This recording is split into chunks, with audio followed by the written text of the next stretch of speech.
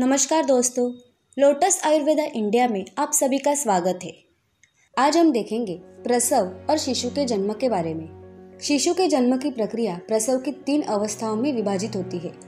अगर हर अवस्था की पहचान करने का तरीका आपको पता हो तो आपको प्रसव को समझने में मदद मिलेगी। साथ ही आप समझ पाएंगे कि शिशु का जन्म कैसे आगे बढ़ रहा है।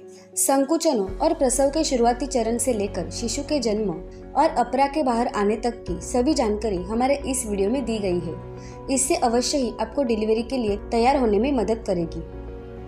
नॉर्मल डिलीवरी क्या होती है? योनि के जरिए प्रसव को नॉर्मल डिलीवरी भी कहा जाता है। यह शिशु के जन्म का सबसे आम तरीका है। इसमें प्रसव अचानक ही शुरू होता है और प्रसव नलिका से होते हुए शिशु योनि के जरिए जन्म लेता है। नॉर्मल डिलीवरी के 3 चरण होते हैं, मगर क्योंकि हर महिला का प्रसव अलग होता है, इसलिए डिलीवरी में लगने वाले समय में अंतर हो सकता है। यह कोई नहीं बता सकता कि आपका प्रसव कब शुरू होगा, यह कितना लंबा चलेगा या फिर आपको किसी तरह के चिकित्सकीय हस्तक्षेप की जरूरत पड़ेगी या नहीं। साथ ही हर महिला का प्रसव का अनुभव अलग होता है और वे अपने तरीके से प्रसव पीड़ा का सामना करती है। कुछ महिलाओं का कहना है कि यह उनके जीवन की सबसे मुश्किल घड़ी थी, वही कुछ अन्य मानती है कि यह उतना कठिन भी नहीं था। चाहे आपका प्रसव का अनुभव दूसरों से अलग रहेगा, मगर इसके लिए खुद को तैयार करने के लिए आप काफी कुछ कर सकती है। शिशु के जन्म के दौरान आपके शरीर और गर्भस्थ शिशु के साथ क्या होता है, इसकी जानकारी होना पहला जरूरी कदम है। प्रसव और शिशु के जन्म के विभिन्न चरण क्या है? प्रसव और शिशु के जन्म की प्रक्रिया के 3 चरण होते हैं। पहला चरण, इस चरण के दौरान संकुचनों की वजह से धीरे धीरे ग्रीवा खुलने लगती है। ग्रीवा गर्भाशय की गर्दन को कहा जाता है। पहले चरण में शुरुआती प्रसव, सक्रिय प्रसव और परिवर्ती चरण शामिल है। इस चरण में आपकी ग्रीवा में प्रगतिशील बदलाव आते हैं। आपकी ग्रीवा के पूरी तरह खुलने पर यह चरण समाप्त हो जाता है। दूसरा चरण, यह तब शुरू होता है जब ग्रीवा पूरी तरह विस्फारित हो चुकी होती है और शिशु के जन्म के साथ यह चरण समाप्त हो जाता है। इसे कई बार जोर लगाने वाला चरण भी कहा जाता है। तीसरा चरण, यह शिशु के जन्म के तुरंत बाद शुरू होता है और अपरा की डिलीवरी के साथ समाप्त हो जाता है। पहला चरण, शुरुआती प्रसव। शुरुआती प्रसव के दौरान आपकी ग्रीवा खुलना और चौड़ा होना शुरू होती है। यह पहले बंद अवस्था से करीब 4 सेंटीमीटर तक विस्फारित हो जाती है। आपको ऐसा होने का शायद पता नहीं चलेगा, क्योंकि आपके गर्भाशय में बहुत ही हल्के संकुचन हो रहे होते हैं। यह आपको माहवारी के समय होने वाली हल्की ऐंठन या दर्द या फिर पीठ दर्द जैसे महसूस हो सकते हैं। संभव है कि जब आपको लगे कि प्रसव शुरू हो गया है, तब तक आपकी ग्रीवा कई सेंटीमीटर तक विस्फारित हो गई हो। ऐसा खासतौर पर दूसरी बार मां बन रही महिलाओं के साथ होता है। हालांकि बहुत सी महिलाओं को निरंतर बढ़ते हुए और दर्द भरे संकुचन महसूस होते हैं। ये ब्रेक्सटन हिक्स संकुचनों से अलग होते हैं, जो कि बार बार नहीं होते या इतने भी प्रबल नहीं होते। आप 30 मिनट तक अपने संकुचनों की गणना करें। इससे आप नजर रख सकेंगे कि प्रसव किस तरह बढ़ रहा है। संकुचन के शुरू होने का समय नोट करें, फिर इसके समाप्त होने का समय नोट करें। इसके बाद अगला संकुचन शुरू होने का समय भी दर्ज करें और इस तरह लगातार समय नोट करते जाएं। आप इसे आसान बनने के लिए फोन पर ऐप का या फिर किसी ऑनलाइन टूल का इस्तेमाल कर सकती है।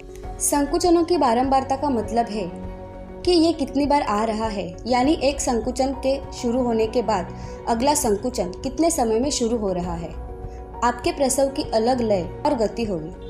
अनुमानित तौर पर शुरुआती संकुचन सामान्यतः 5 मिनट से ज्यादा के अंतराल पर होते हैं और करीब 30 सेकंड लंबे होते हैं। जैसे जैसे आप सक्रिय प्रसव के नजदीक पहुंचती है, संकुचनों के बीच का अंतराल आमतौर पर कम होता जाता है, जबकि इनकी समयावधि और प्रबलता धीरे धीरे बढ़ जाती है। शुरुआती प्रसव का सामना करने में मदद के लिए कुछ नीचे सुझाव दिए गए हैं। अगर आप सक्षम महसूस करें तो आसपास थोड़ा वॉक कर ले या हल्के गर्म पानी से नहा ले। जितना ज्यादा हो सके उतना आराम करें और खूब सारे सेहतमंद स्नैक्स खाएं। ऊर्जा प्रदान करने वाले कार्बोहाइड्रेट से भरपूर आहार सबसे अच्छे हैं, जैसे कि चावल, रोटी, पराठे, इडली, ब्रेड, आलू, पास्ता और किशमिश आदि। जल नियोजित रहने के लिए पर्याप्त मात्रा में तरल पदार्थों का सेवन करें। अगर आपको संकुचन मुश्किल लग रहे हैं तो आप मालिश करवा सकती है या रिलैक्सेशन तकनीकों को आजमाएं। अपने लिए सबसे सुविधाजनक मुद्रा जानने के लिए प्रसव की विभिन्न मुद्राएं आजमा कर देखें। शुरुआती प्रसव के बारे में पूर्वानुमान नहीं लगाया जा सकता। कुछ महिलाओं में यह शुरू होता है और फिर बंद हो जाता है या कई दिनों तक अनियमित गति से चलता है। वहीं कुछ अन्य महिलाओं में यह आसानी से सक्रिय प्रसव में बदल जाता है। ऐसा बहुत सी बातों पर निर्भर करता है, जैसे कि आपके गर्भस्थ शिशु की अवस्था, आप कितनी रिलैक्स है और आपके संकुचनों की प्रबलता कितनी है। दूसरा चरण, सक्रिय प्रसव। जैसे जैसे आप सक्रिय प्रसव के चरण में प्रवेश करती है, आपके संकुचन अब और ज्यादा लंबे और ज्यादा बार होने लगेंगे। आपकी ग्रीवा भी अब कम से कम 4 सेंटीमीटर से लेकर पूरी तरह विस्फारित हो जाएगी, जो कि करीब 10 सेंटीमीटर होता है। इस चरण पर संकुचन और ज्यादा प्रबल होते हैं। आमतौर पर ये संकुचन धीरे धीरे शुरू होते हैं, प्रबलता के चरण पर पहुंचते हैं और फिर कमजोर पड़ जाते हैं। आप शायद इन संकुचनों के दौरान बात भी न कर पाए। आपको शायद रुककर सांस लेना या कराहना पड़े, विशेष तौर पर तब जब ये संकुचन लंबे होने लगे। प्रसव के आगे बढ़ने के साथ साथ आपकी और ज्यादा आवाज आना सामान्य है। रिलैक्सेशन तकनीक जैसे कि बर्थ बाल के इस्तेमाल से श्रोणि क्षेत्र को हिलाना या फिर हिप्नोथेरेपी आपको शांत रहने और सांसों को नियंत्रित रखने में मदद कर सकती है। हो सकता है संकुचन हर 3 से 4 मिनट में होने लगे और 60 से 90 सेकंड तक जारी रहे। इस तरह आपको संकुचनों के बीच आराम पाने का कम समय मिलेगा। हर 10 मिनट में आपको 2 से 5 संकुचन महसूस हो सकते हैं। इन संकुचनों के बीच आप थोड़ी बहुत बात कर सकेंगी, आसपास चल फिर सकेंगी, तरल पदार्थ ले सकेंगे और अगले संकुचन के लिए खुद को तैयार कर सकेंगे। जैसे जैसे प्रसव और ज्यादा तेज हो जाता है, तो आप शायद पाएगी कि संकुचनों के दौरान और इनके बीच के अंतराल में अब आपका ज्यादा ध्यान इन्हीं पर केंद्रित हो रहा है। अब शायद आपको भूख न लगे और आपको उल्टी जैसा या उल्टी हो सकती है। ऐसा इसलिए क्योंकि आपका शरीर पाचन तंत्र को साफ करता है ताकि शिशु के जन्म पर ध्यान केंद्रित करने के लिए तैयार हो सके। जब आपकी ग्रीवा 6 सेंटीमीटर तक खुल जाती है तो आपके प्रसव में तेजी आ सकती है, मगर अब भी ग्रीवा को 10 सेंटीमीटर तक पूरी तरह खुलने में कई घंटे और लग सकते हैं। यदि आपकी पानी की थैली अभी नहीं फटी है तो डॉक्टर शायद इसे फाड़ने का निर्णय ले सकती है ताकि देख सके कि इससे प्रसव में तेजी आती है या नहीं। ध्यान रखें कि पानी की थैली फटने के बाद आपके संकुचन और ज्यादा प्रबल हो जाएंगे। अब आपको संकुचन ऐसे महसूस होने लगेंगे जैसे कि ये एक के बाद एक करके आते जा रहे हैं। अपने शरीर के संकेतों पर ध्यान दें। यह आपको क्या करने के लिए कह रहा है। क्या आप एक अलग मुद्रा में अधिक आरामदायक महसूस करेंगी? क्या आपको ऊर्जा पाने के लिए कुछ पीने या खाने की जरूरत है? क्या शौचालय जाने से पहले आपको आराम मिलेगा? इस समय श्वसन व्यायाम और रिलैक्सेशन तकनीकें सचमुच मददगार होती है। डॉक्टर, नर्सिंग स्टाफ या आपके पति इसमें आपकी मदद कर सकते हैं। आप चाहे तो गर्म शावर ले सकती है या नहा सकती है, क्योंकि गर्म पानी प्रसव पीड़ा से राहत दिलाने में वाकई सहायता कर सकता है।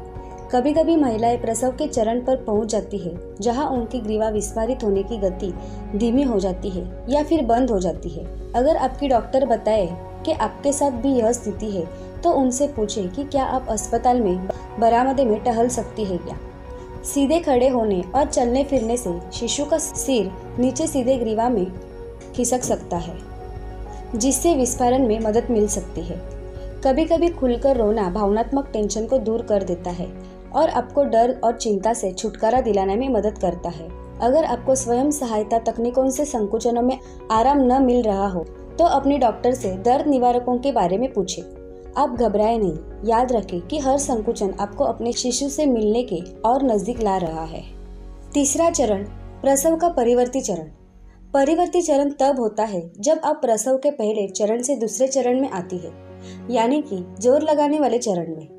यह आमतौर पर तब शुरू होता है जब आपकी ग्रीवा करीब 8 सेंटीमीटर तक विस्फारित हो चुकी होती है और ग्रीवा के पूरी तरह खुलने पर या फिर जोर लगाने की तीव्र इच्छा होने पर समाप्त होता है। अब शायद संकुचनों की बारंबारता कम होगी, मगर ये और ज्यादा प्रबल और लंबे समय तक होंगे। कई बार ये 2 लहरों में आते हैं। हर लहर चरम पर पहुंचेगी, फिर कमजोर पड़ जाएगी, मगर एक बार फिर से प्रबलता बढ़ेगी और फिर ये पूरी तरह कमजोर पड़ जाएगी। परिवर्ती चरण ठीक से पहले या इसके दौरान पानी की थैली फटना काफी आम है। जब आपकी ग्रीवा पूरी तरह खुल जाती है तो एक बार फिर से योनि से बहुत सारा खून निकल सकता है। महिलाओं का परिवर्ती चरण का अनुभव अलग होता है। यह बहुत ज़्यादा प्रबल और असहनीय हो सकता है। आप पाएंगे कि आपका पूरा ध्यान केवल प्रसव की तरफ है और कुछ असंगत सी मांग कर रही है। हो सकता है आप कराहे, चिल्लाए और अधीर महसूस करें या फिर बहुत डरी और घबराई हुई हो। कुछ महिलाएं कपकपी और मिचली महसूस करते हैं। वही कुछ महिलाओं को ऐसा कुछ महसूस नहीं होता। अच्छी बात यह है कि कई बार परिवर्ती चरण के अंत में ठहराव सा आ जाता है, जब संकुचन भी रुक जाते हैं। आप और आपका शिशु इस समय जोर लगाने का चरण शुरू होने से पहले थोड़ा आराम कर सकते हैं। दोस्तों, अगर हमारी वीडियो अच्छी लगी हो तो हमारी वीडियो को लाइक, शेयर और सब्सक्राइब करना और देखते रहिए लोटस आयुर्वेदा इंडिया।